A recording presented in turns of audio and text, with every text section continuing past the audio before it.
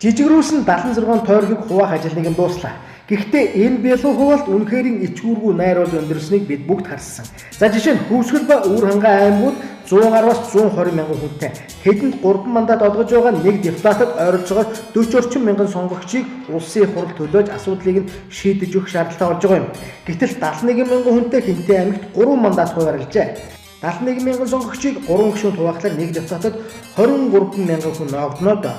Үүнийг чинь бэлэн хуваана гэдэг байгаа юм. Энэ бол Гарамгаабаатар гишүүн зориуд ардчсан намаас өргөн барьж бэлгэн.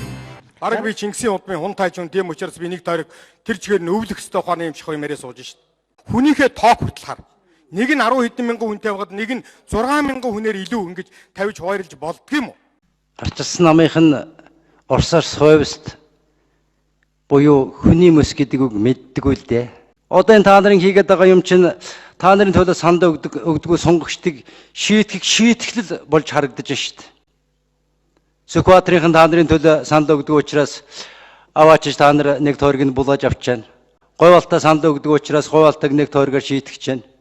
Булган санд өгдөг учраас нэг тойрогоор шийтгэж байна. Та нар тэрийг ичиг үлчрэх угаасаа байдгүй л дээ.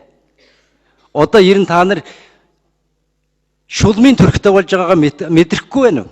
Яахлаараа 76 мянган хүнтэй 3 аймгаас Хинтээ Гарамгаабаатар зориулж нэг суудлал нэмдэг үлээ. Дээр үед Югославийн үндсэн хуулинд Тито насан туршийн ерөнхийлөгч гэд биччихсэн байсан юм социализм үед. Одоо Гарамгаабаатар чинь насан туршдын хурлын гишүүн байна. Чингис хааны нутгаас гээд хууль батлуулчихаа Чингис суухийн оронд. Яахлаараа танахаас олон хүнтэй дорнд хоёрхан тойрог төлдөг үлээ. Адилхан цэцэн хааныхын шүү дээ. Та нар дийлчлээ гэж өнөөдөр их баярлж явах шиг байна. Ард түмэн та нарыг 6 сарын 2-нд дийлнэ. Хэн юм юу юм усын тойргийн хуваарийг энэ Фортунбат 2 Тэмүжин 2 бичээ суужаад хэн болчихсон. Сонгуулийн яринкоор энэ хийчлээ гэж та нар хэлэх байх л да. За нэг иймэрхүү. Ардчсан нам улс орноо зарж тоглоод одоо үлдэх юм болсон. Одоо тойрог мандатаар наймалцаж хэлж байна. Дараа нь аягүй бол сонгогч таныг зарна. Учир нь эдний хувьд бол та бид хүн биш зүгээр л сонгогч. Таны эдлэх ёстой эрх бол эрх биш ээ.